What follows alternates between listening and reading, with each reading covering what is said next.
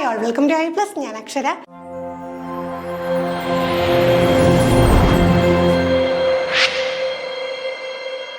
നമ്മുടെ കേറ്റഡ് എക്സാമിനേഷനും സീറ്റഡ് എക്സാമിനേഷനും ഒക്കെ കോമൺ ആയിട്ട് ചോദിക്കുന്ന സൈക്കോളജി ക്വസ്റ്റ്യൻസ് ഉണ്ട്. ക്വസ്റ്റ്യൻ റിപ്പീറ്റ് ചെയ്യണമെന്നല്ല, കൺസെപ്റ്റ് റിപ്പീറ്റ് ചെയ്യാറുണ്ട്.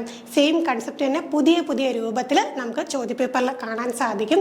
അപ്പോൾ നമുക്ക് പുതിയ ചോദ്യപേപ്പറുമായിട്ട് ഇനി ഒന്ന് പരിചയപ്പെട്ട് കഴിഞ്ഞാൽ മാത്രമേ നമുക്ക് ഇനി വരുന്ന പരീക്ഷകൾക്കൊക്കെ കറക്റ്റായിട്ട് ഉത്തരം കണ്ടുപിടിക്കാൻ സാധിക്കുകയുള്ളൂ. നമുക്ക് അറിയാവുന്ന കൺസെപ്റ്റ് ആണെങ്കിൽ പോലും ചിലപ്പോൾ ഒന്ന് ടെസ്റ്റ് ചെയ്തൊക്കെ ചോദിച്ചു കഴിഞ്ഞാൽ നമ്മുടെ മാർക്ക് നഷ്ടപ്പെട്ടേക്കാം. പക്ഷെ ഒരുപാട് തവണ നമ്മൾ പല ടൈപ്പ് ചോദ്യങ്ങൾ വർക്കൗട്ട് ചെയ്ത് കഴിഞ്ഞാൽ അത്തരത്തിൽ മാർക്ക് നഷ്ടപ്പെട്ട് പോകുന്നത് നമുക്ക് ഒഴിവാക്കാൻ സാധിക്കും. ഇന്ന് നമ്മൾ 5 ചോദ്യങ്ങളാണ് ഡിസ്കസ് ചെയ്യാനായിട്ട് പോകുന്നത്. ആദ്യത്തെ ചോദ്യത്തിലേക്ക് കടക്കാം. Which of these statements would advocates of progressive education agree with? അപ്പോൾ പ്രോഗ്രസീവ് എഡ്യൂക്കേഷൻ എഗ്രി ചെയ്യുന്നത് ഈ കൂട്ടത്തിൽ ഏത് സ്റ്റേറ്റ്മെൻ്റ് ആണ്? അപ്പോൾ സ്ഥിരമായിട്ട് ഇപ്പോൾ നമ്മുടെ പരീക്ഷാ പേപ്പറുകളിൽ കാണാൻ കഴിയുന്ന കുറച്ച് ടേംസ് ആണ് പ്രോഗ്രസീവ് എഡ്യൂക്കേഷൻ, ഇൻക്ലൂസീവ് എഡ്യൂക്കേഷൻ, പിന്നെന്താണ് പെഡഗോജിക്കൽ അപ്രോച്ച്. അപ്പോൾ നമ്മുടെ പുതിയൊരു അപ്രോച്ചുമായിട്ടൊക്കെ ബന്ധപ്പെട്ടുള്ള ചോദ്യങ്ങൾ നമുക്ക് പ്രതീക്ഷിക്കാം. അപ്പോൾ നമുക്ക് സ്റ്റേറ്റ്മെൻറ്റ്സ് നോക്കാം. Children are A distinct life stage that hold importance because of what they would become as adults rather than what they are as children. രണ്ടാമത്തെ സ്റ്റേറ്റ്മെന്റ് ആണ് children are naturally good and society corrupts them. മൂന്നാമത്തെ option children are naturally uncivilized and socialization is necessary to make them moral human beings. അടുത്ത option children are born in a social cultural economic context and this background influence their development. അപ്പോൾ ഓപ്ഷനൊക്കെ കാണുമ്പോൾ എന്തൊക്കെയോ വലിയൊരു സംഭവം നോക്കുകയും ഒന്നാമത്തെ ഒരു option തന്നെ നോക്കൂ. ചിൽഡ്രൻ എന്ന് വെച്ചാൽ ഡിസ്റ്റിങ്ക്ട് ലൈഫ് സ്റ്റേജ് ആണ്. കാരണം എന്താണ്? What they would become as adults. അപ്പം അവർ വലുതാകുമ്പോഴുള്ള അഡൽട്സ് ആയി തീരുമ്പോൾ എങ്ങനെയായി തീരുന്നു, അല്ലാതെ അവരിപ്പോൾ എങ്ങനെയാണ്. ഇതൊക്കെ കാണുമ്പോൾ നമുക്ക് എന്തോ വലിയ സംഭവം ഇതൊന്നുമല്ല. നമുക്ക് പ്രോഗ്രസീവ് എഡ്യൂക്കേഷൻ എന്ന് പറയുമ്പോഴത്തേക്ക് അറിയാലോ നമ്മുടെ ഇപ്പോഴത്തെ ഒരു സിസ്റ്റം അത് ഏറ്റവും കൂടുതൽ അഡ്വക്കേറ്റ് ചെയ്യുന്ന കാര്യം ഈ കൂട്ടത്തിൽ ഏതാണ്?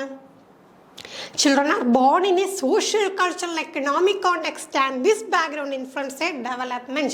അപ്പം നമ്മുടെ പുതിയ പഠന രീതി നോക്കിക്കഴിഞ്ഞാൽ അവിടെ നമ്മൾ കുട്ടിയെ എങ്ങനെയാണ് മനസ്സിലാക്കേണ്ടത്? കുട്ടികൾ ഒരു social, cultural and economic context, സാമൂഹികമായിട്ടും സാംസ്കാരികമായിട്ടും സാമ്പത്തികപരമായിട്ടുമുള്ള അവരുടെ ഒരു ബാക്ക്ഗ്രൗണ്ട് തീർച്ചയായിട്ടും എന്ത് ചെയ്യും? അവരെ ഇൻഫ്ലുവൻസ് ചെയ്യും, അവരുടെ ഡെവലപ്മെൻറ്റിനെ ഇൻഫ്ലുവൻസ് ചെയ്യും. അപ്പോൾ ഇവിടെ വേണ്ട വിധത്തിൽ കൃത്യമായിട്ടുള്ള പരിപോഷണം കൊടുക്കുകയാണ് നമ്മൾ എഡ്യൂക്കേഷൻ വഴി നൽകേണ്ടത്. അല്ലാതെ ഈ പറഞ്ഞ പോലെ ചിൽഡ്രൻ നാച്ചുറലി ഗുഡാണ്, സൊസൈറ്റി അവരെ കറക്റ്റ് ചെയ്യുന്നു, ചിൽഡ്രൻ അൺസിവിലൈസ്ഡ് ആണ് എന്നൊന്നും നമുക്ക് പറയാൻ കഴിയില്ല അല്ലേ. സോഷ്യലൈസേഷൻ ആവശ്യമാണ്, പക്ഷെ എന്നും പറഞ്ഞുകൊണ്ട് കുട്ടികൾ അൺസിവിലൈസ്ഡ് ആണെന്നും നമുക്ക് പറയാനായിട്ട് സാധിക്കില്ല. അടുത്ത ചോദ്യം. Changes in emotion, self-perception and interpersonal relationships with families, peers and friends are studied under dash domain of development. അപ്പോൾ നമുക്ക് ഗ്രോത്ത് ആൻഡ് ഡെവലപ്മെൻറ്റ് എന്നുള്ള ഏരിയ നമുക്ക് സ്ഥിരമായിട്ട് ചോദ്യം വരുമല്ലേ, വളരെ ഇമ്പോർട്ടൻ്റ് ആയിട്ടുള്ള ഏരിയ ആണ്. ഇപ്പം നോക്കിക്കേ, അതിലൊക്കെ ആപ്ലിക്കേഷൻ ലെവലിൽ ചോദ്യങ്ങൾ നമുക്ക് കാണാൻ കഴിയും. അത്തരത്തിലൊരു ചോദ്യമാണ്. ഒരുപാട് കൺസെപ്റ്റുകൾ വന്നു അല്ലേ. Emotion, self perception, interpersonal relationship with families, peers and friends. അപ്പോൾ ഇതെല്ലാം കൂടെ വരുന്നത് ഡെവലപ്മെൻറ്റിൻ്റെ ഏത് ഡൊമൈനിലാണ് നമ്മൾ പഠിക്കുന്നതെന്നാണ്. Psychosocial, physical, cognitive, linguistics. അപ്പം നമ്മൾ അവിടെ വരുമ്പോഴത്തേക്കും ഒരുപാട് ഘടകങ്ങൾ വന്നല്ലേ. ഇമോഷണൽ എന്നുള്ള കാര്യം വന്നു, പിന്നെന്താണ് ഈ പറഞ്ഞ പോലെ റിലേഷൻഷിപ്പും വന്നു. അപ്പം നമുക്ക് തീർച്ചയായിട്ടും ഈ 2 കാര്യങ്ങൾ വെച്ചുകൊണ്ട് നമുക്ക് പെട്ടെന്ന് അതിന് ഉത്തരത്തിലേക്ക് എത്താൻ സൈക്കോ സോഷ്യൽ. അപ്പോൾ സൈക്കോ സോഷ്യൽ ഡെവലപ്മെൻറ്റ് ഡൊമൈനിലാണ് നമുക്ക് ഈ കാര്യങ്ങളൊക്കെ വരുന്നത്. അടുത്ത ചോദ്യം. The behaviours, interest, attitudes, skills and personality traits that a culture considers appropriate for specific gender are referred to as dash and are dash. അപ്പം നമുക്ക് ജെൻഡറുമായിട്ടൊക്കെ ബന്ധപ്പെട്ട ചോദ്യങ്ങൾ തീർച്ചയായിട്ടും പുതിയ ചോദ്യപേപ്പറുകളിൽ സ്ഥിരം കാണാൻ കഴിയുന്ന ഒരു മേഖലയാണല്ലേ. നമ്മളിതിനെക്കുറിച്ചൊക്കെ കൂടുതൽ അവബോധമുള്ളവരായി തീരേണ്ടതുണ്ട്. അപ്പം അതനുസരിച്ച് നമുക്ക് അത്രയും അവബോധമുണ്ടോ എന്ന് അളക്കുന്ന ചോദ്യങ്ങൾ നമുക്ക് ചോദ്യപേപ്പറിൽ പ്രതീക്ഷിക്കാം. അപ്പോൾ ഇവിടെ പറഞ്ഞേക്കുന്നത് എന്താണെന്ന് വെച്ച് കഴിഞ്ഞാൽ behaviours, interest, attitude and skills and personality traits. അപ്പോൾ ഇങ്ങനെ കുറച്ച് കാര്യങ്ങൾ that culture considered appropriate for specific gender. Gender എന്ന് പറയുന്നത് എപ്പോഴും ഞാൻ പറഞ്ഞിട്ടുണ്ട് എന്താണ്, സോഷ്യൽ കൺസ്ട്രക്റ്റ് ആണെന്ന് പറഞ്ഞിട്ടുണ്ട്. ആ ഒരു കാര്യം മനസ്സിൽ വെച്ചാൽ തന്നെ നമുക്ക് ഉത്തരത്തിലോട്ട് പോകാം. അപ്പോൾ ഇന്ന ജെൻഡറിൽപ്പെട്ട വ്യക്തി ഇങ്ങനെ ആയിരിക്കണം, ഇത്തരത്തിലുള്ള ആറ്റിറ്റ്യൂഡ് ആയിരിക്കണം, ബിഹേവിയർ ആയിരിക്കണം, ഇൻട്രസ്റ്റ് ആയിരിക്കണം, സ്കില്ലായിരിക്കണം, പേഴ്സണാലിറ്റി ട്രേറ്റ്സ് ആയിരിക്കണം എന്ന് പറയുന്നത് എന്താണ്? ആ ഒരു രീതി എങ്ങനെ ഡിഫൈൻ ചെയ്യപ്പെടുന്നു എന്നാണ് ചോദിച്ചത്.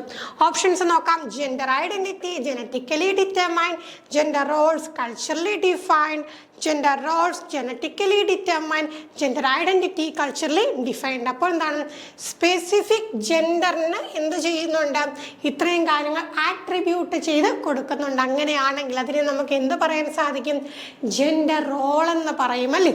അപ്പോൾ എന്താണ്, നമ്മൾ സ്ഥിരം കേൾക്കാറുള്ളതാണ്, എന്താണ്, ആൺകുട്ടികൾ കരയാൻ പാടില്ല, പെൺകുട്ടികൾ കുക്ക് ചെയ്യണം എന്നൊക്കെ നമ്മൾ കേൾക്കാറുണ്ട്. അപ്പോൾ ഇതൊക്കെ എന്താണ്, സമൂഹം കൽപ്പിച്ച് കൊടുക്കുന്ന കുറച്ച് റോളുകളാണ്. അപ്പോൾ ആ ഒരു ഉദാഹരണം ഓർത്താൽ മതിയല്ലോ.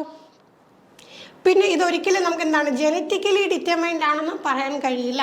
അപ്പോൾ ചിലപ്പോഴൊക്കെ ചില ക്വസ്റ്റ്യൻ പേപ്പറിൽ നമുക്ക് അത്തരം ചോദ്യങ്ങളൊക്കെ ഡിസ്കസ് ചെയ്യാവുന്നതാണ്. പെൺകുട്ടികൾക്ക് എന്താണ്, ഭയങ്കരമായിട്ട് അവർ ജെനറ്റിക്കലി ഇമോഷണലി വീക്കാണ്, അതുകൊണ്ടാണ് അവർ പെട്ടെന്ന് കരയുന്നത്, അങ്ങനെയൊക്കെ കുറേ ചോദ്യങ്ങൾ നമ്മൾ കാണാറുണ്ട്. അപ്പോൾ ഇതൊന്നും നമുക്ക് ജെനറ്റിക്കലി അല്ല, എങ്ങനെയാണ് പറഞ്ഞേക്കുന്നത്, കൾച്ചറലി ഡിഫൈൻഡ് ആണെന്നാണ് പറയുന്നത്. ഓക്കെ, അടുത്ത ചോദ്യം അസോർഷൻ റീസൺ ആണ്. അസോർഷൻ റീസൺ ചോദ്യങ്ങളൊക്കെ പണ്ട് നമ്മളൊന്ന് പേടിക്കുമായിരുന്നു, പക്ഷേ ഇപ്പം നമുക്കതെങ്ങനെയാണ് വർക്കൗട്ട് ചെയ്ത് കൃത്യമായിട്ട് നമുക്ക് ചെയ്യാനായിട്ട് അറിയാം. അപ്പോൾ അസോർഷൻ ഇതാണ്, in an inclusive classroom all curriculum adaptation should be directed to lower the education standard for special children. അപ്പോൾ എന്താണ്, സ്പെഷ്യൽ ചിൽഡ്രൻ എന്താണ്, അവരുടെ എഡ്യൂക്കേഷൻ സ്റ്റാൻഡേർഡ് ലോവർ ചെയ്ത് കൊണ്ടുവരാനായിട്ട് വെച്ചാൽ അവരുടെ ലെവലിലോട്ട് കൊണ്ടുവരിക, ആ ഒരു രീതിയിലുള്ള കരിക്കുലർ അഡാപ്റ്റേഷൻ വരണം. പിന്നെ അടുത്ത എന്താണ്, reason special children do not have any potential for learning in mainstream classroom. Special children എന്ന് പറയുമ്പോഴത്തേക്ക് നമുക്കറിയാമല്ലോ, സാധാരണ കുട്ടികളിൽ നിന്ന് വ്യത്യസ്തരായിട്ടുള്ള കുട്ടികളാണല്ലേ അവർക്ക്. ഇപ്പം നമ്മൾ ഒരുപാട് പേര് പഠിച്ചുല്ലേ, ഗിഫ്റ്റഡ് ചിൽഡ്രൻ ആ കൂട്ടത്തിലുണ്ട് നമ്മൾ പറഞ്ഞു. പിന്നെ എന്താണ്, ഈ പറഞ്ഞ പോലെ അവർക്ക് പലതരത്തിലുള്ള ഡിസബിലിറ്റീസ് ഒക്കെ ഉള്ളവരെയൊക്കെ നമ്മൾ പഠിച്ചതാണല്ലേ. അപ്പോൾ അവർക്ക് എന്താണ്, ഈ പറയുന്ന പോലെ മെയിൻ സ്ട്രീം ക്ലാസ് റൂമിൽ പഠിക്കാനൊരു പൊട്ടൻഷ്യൽ ഇല്ല എന്നൊക്കെ പറയുന്നത് എന്താണ്, ഒരിക്കലും നമുക്ക് അംഗീകരിക്കാൻ കഴിയാത്ത കാര്യമാണല്ലേ. അപ്പോൾ കൂടുതൽ ചിന്തിക്കേണ്ട കാര്യമുണ്ടോ, കൂടുതലൊന്നും ചിന്തിക്കേണ്ട. Both A and R false. ഒരിക്കലും എന്താണ്, കുട്ടിയുടെ സ്റ്റാൻഡേർഡ് കുറച്ച് കൊണ്ടുവരാനായിട്ട് ഒരു ഇൻക്ലൂസീവ് എഡ്യൂക്കേഷനും ശ്രമിക്കില്ല. അതോടൊപ്പം തന്നെ എന്താണ്, നമ്മൾ ഈ പറഞ്ഞ സ്പെഷ്യൽ ചിൽഡ്രനെ ഒരിക്കലും എന്താണ്, മുഖ്യധാരയിൽ നിന്ന് മെയിൻ സ്ട്രീം എഡ്യൂക്കേഷനിൽ നമ്മൾ ഒഴിവാക്കി നിർത്തേണ്ട ഒരു കാര്യമില്ല അല്ലേ. എല്ലാവർക്കും ഒരേപോലെ ഒന്നിച്ച് ഒരേ തരം വിദ്യാഭ്യാസം നൽകുന്ന രീതിയാണ് ഇപ്പോൾ നമ്മൾ കൊണ്ടുവന്നിട്ടുള്ളത്. അപ്പോൾ അങ്ങനെ വരുന്ന സമയത്ത് എന്താണ്, ഒരിക്കലും നമുക്ക് എന്താണ് അവരെ അവിടെ മാറ്റി നിർത്തണ്ട. അങ്ങനെ വരുമ്പോഴത്തേക്ക് ഉത്തരം കിട്ടിയില്ലേ, വളരെ പെട്ടെന്ന് തന്നെ നമുക്ക് ഉത്തരം കണ്ടുപിടിക്കാൻ സാധിച്ചു. അടുത്ത ചോദ്യം നോക്കാം. As per Jean Piaget's theory of cognitive development, സ്ഥിരം ഞാൻ പറയാനുള്ളതാണ്, പിയാഷെ ഒഴിവാക്കിയിട്ടൊരു ചോദ്യ പേപ്പറില്ല. പിയാഷെ വൈഗോട്സ്കി ഒക്കെ എന്താണ്, ചോദ്യ പേപ്പറുകളിൽ ഒന്നിലധികം തവണ പ്രത്യക്ഷപ്പെടുന്നവരാണല്ലേ. അപ്പോൾ പിയാഷെയുടെ കോഗ്നിറ്റീവ് ഡെവലപ്മെൻറ്റ് തിയറി പ്രകാരം എന്തൊക്കെയാണെന്ന് നമുക്ക് നോക്കാം. Previous knowledge doesn't play any role in the process of learning. Biological factors such as maturation don't play any role in cognitive development. Learning experience depend on children's current level of cognitive functioning. Memorization should be prioritized over learning through experience. അപ്പോൾ നമ്മുടെ പിയാഷെയുടെ theory പ്രകാരം നമ്മൾ നോക്കിക്കഴിഞ്ഞാൽ എന്താണ് അവിടെ ഏറ്റവും ആപ്റ്റായിട്ട് വരുന്നത്, ഇപ്പോൾ തന്നെ നമുക്ക് ഉറപ്പിക്കാം, ലേണിംഗ് എക്സ്പീരിയൻസ് എപ്പോഴും എന്തിനെ ബേസ് ചെയ്താണ്, കുട്ടിയുടെ കറണ്ട് ലെവൽ ഓഫ് കോഗ്നിറ്റീവ് ഫംഗ്ഷനെ ബേസ് ചെയ്താണ് അല്ലേ. അപ്പോൾ എന്താണ്, കുറച്ച് കാര്യങ്ങൾ കുട്ടി മനസ്സിലാക്കി വെച്ചിട്ടുണ്ട്, അതിലേക്ക് പുതിയ കാര്യങ്ങൾ ആഡ് ചെയ്യപ്പെടുന്നു, ചില കാര്യങ്ങൾ മോഡിഫൈ ചെയ്യപ്പെടുന്നു, ഒക്കെ നമ്മൾ പഠിച്ചതാണ്. അസിമിലേഷനും അഡാപ്റ്റേഷനും ഇക്വിലിബ്രിയം ഒക്കെ നമ്മൾ പഠിച്ചതാണ്. ആ ഒരു കൺസെപ്റ്റ് മനസ്സിൽ വെച്ച് കഴിഞ്ഞാൽ തന്നെ നമുക്ക് എന്താണ്, ഇവിടെ ഉത്തരം കിട്ടും. ബാക്കി ഓപ്ഷനുകൾ നമ്മൾ നോക്കിക്കഴിഞ്ഞാൽ പ്രീവിയസ് നോളജിന് ഒരു റോളും ഇല്ലെന്ന് പറഞ്ഞു. അപ്പോൾ പിയാഷെയുടെ തിയറി എടുക്കുമ്പോഴത്തേക്ക് എന്താണ്, പൊട്ടത്തെറ്റാണല്ലേ, ഒരിക്കലും അങ്ങനെയല്ല. പിന്നെ ബയോളജിക്കൽ ഫാക്ടേഴ്സ് മെച്ചുറേഷൻ റോൾ ഉണ്ടെന്നാണ് പിയാഷെ പറഞ്ഞത്. Memorisation should be prioritised. അപ്പോൾ എന്താണ്, കാണാപ്പാഠം പഠിക്കുക, റോട്ട് മെമ്മറൈസേഷൻ ഒന്നും ഒരിക്കലും കോഗ്നിറ്റീവിസം അല്ലെങ്കിൽ കോഗ്നിറ്റീവ് കൺസ്ട്രക്റ്റീവിസം ഒന്നും സപ്പോർട്ട് ചെയ്യുന്ന ഒരു സംഗതിയല്ല. അപ്പോൾ നമുക്ക് ബാക്കി ഓപ്ഷൻ എലിമിനേറ്റ് ചെയ്യുന്നതിന് ഉത്തരത്തിലേക്ക് കടക്കാം. അപ്പോൾ ഇത്രയും ചോദ്യങ്ങളാണ് ഇന്നത്തെ ക്ലാസ്സിൽ നമുക്ക് ഡിസ്കസ് ചെയ്യാനായിട്ടുള്ളത്. ഇതുപോലുള്ള മറ്റ് ചോദ്യങ്ങളുമായി നമുക്ക് വീണ്ടും കാണാം. Thank you.